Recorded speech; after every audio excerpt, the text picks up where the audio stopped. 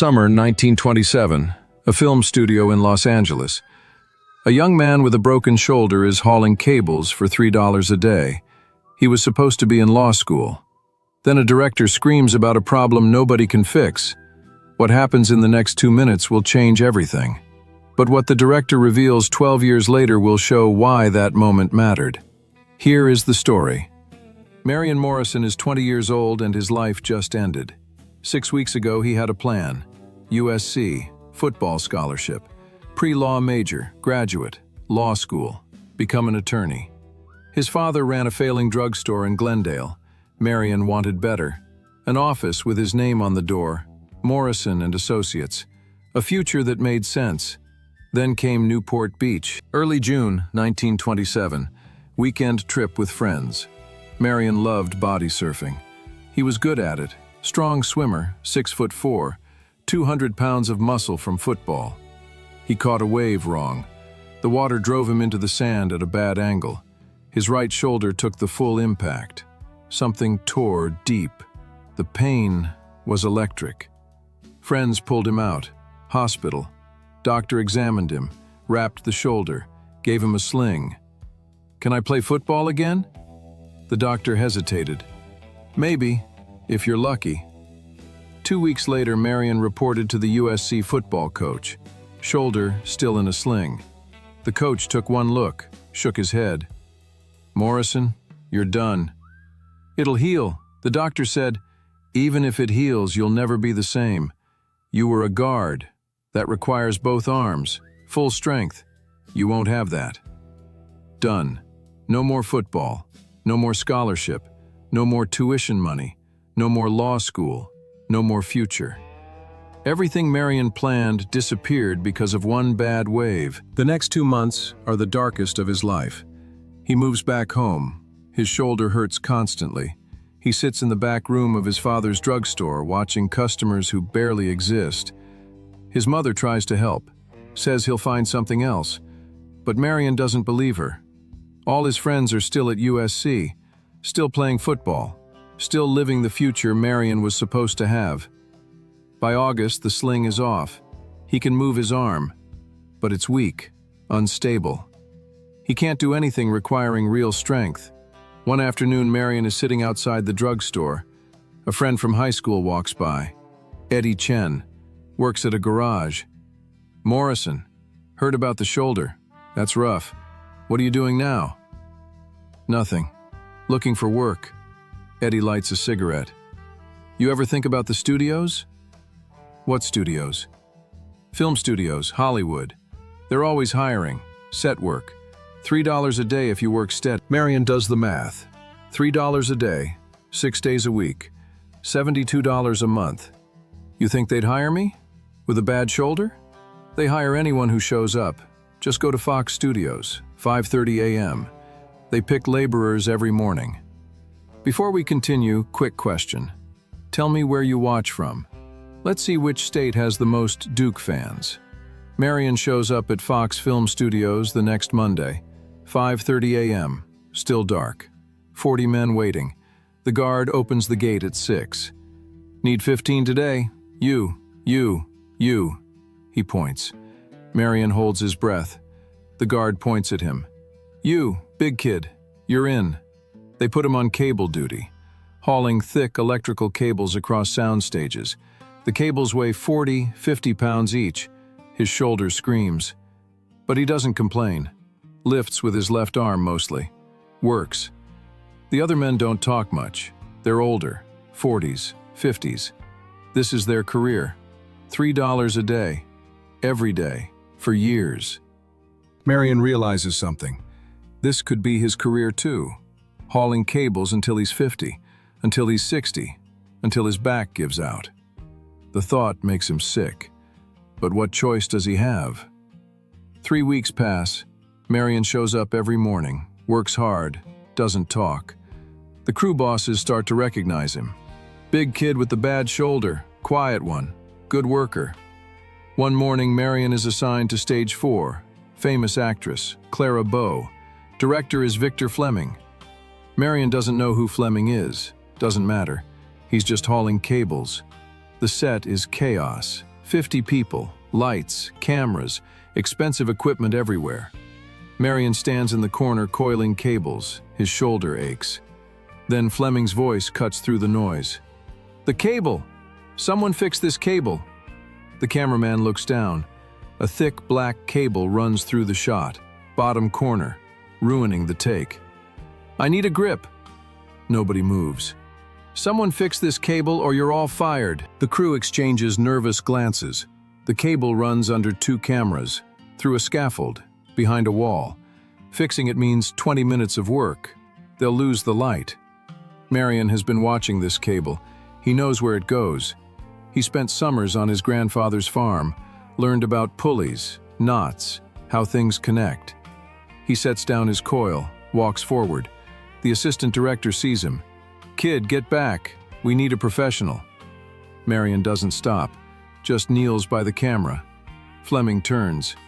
"Who the hell is that?" Nobody answers. Marion crawls under the camera rig. His shoulder protests. He ignores it. Up close, the problem is obvious. The cable isn't routed wrong. It's just pulled too tight. Wrong tie point.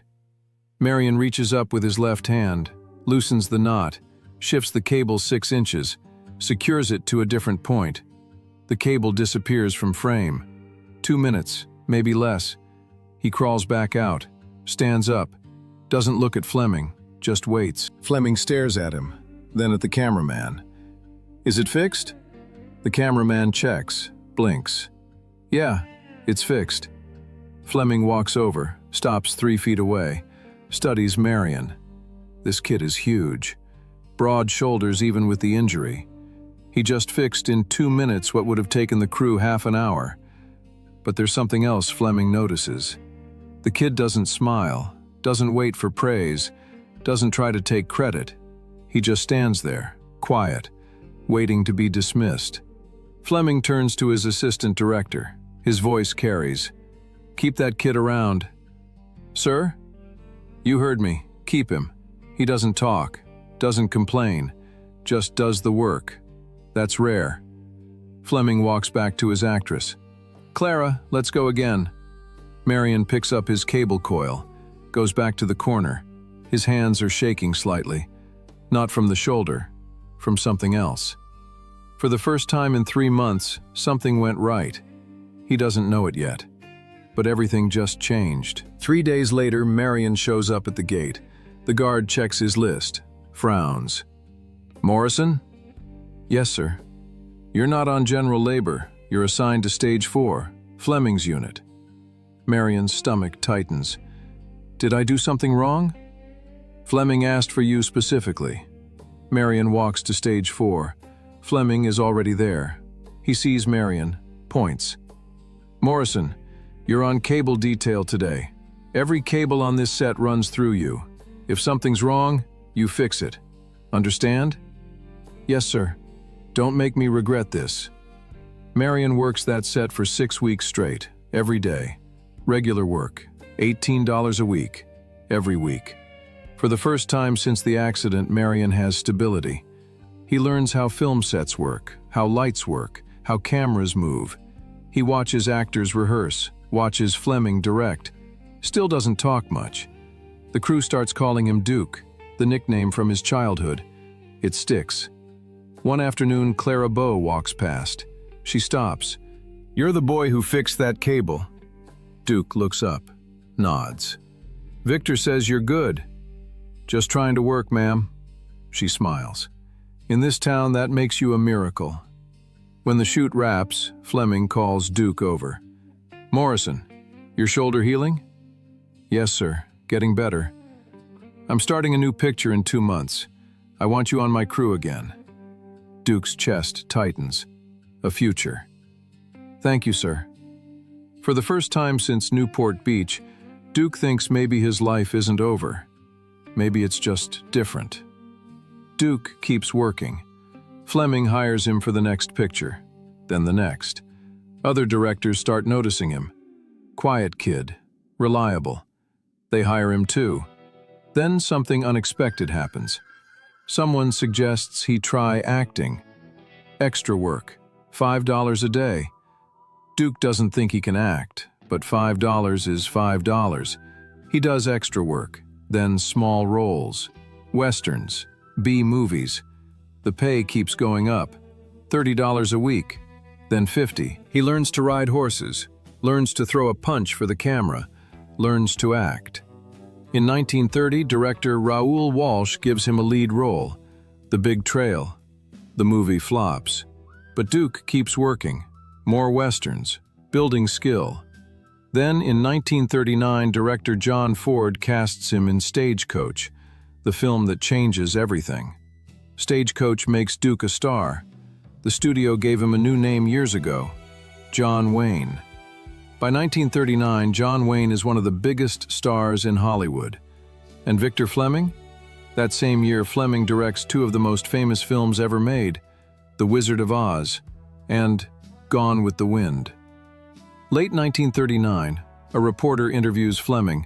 They're in Fleming's office at MGM. The interview is about Fleming's career. "You've directed some of the biggest stars," the reporter says. "How do you know who's going to make it?" Fleming lights a cigarette, leans back. "I'll tell you something. Back in 1927, I was directing at Fox. We had a cable problem. The cable was in frame, ruining the shot. Nobody could fix it fast." The reporter writes it down. Then this kid steps forward, big kid, broken shoulder, cable boy, nobody important. Doesn't say anything, just crawls under the camera rig and fixes it in 2 minutes. "What was his name?" "John Wayne." The reporter looks up. "The John Wayne?" Fleming nods. "Wasn't John Wayne then, just Marion Morrison, Duke. He was hauling cables for $3 a day." Fleming taps ash into a tray. "But I knew right then he'd be somebody. Not because he fixed the cable, because of how he did it. No fanfare, no asking for credit. He just saw a problem and fixed it. Then went back to work like nothing happened." "What did you do?" "Kept him around. Hired him for every picture. Watched him work.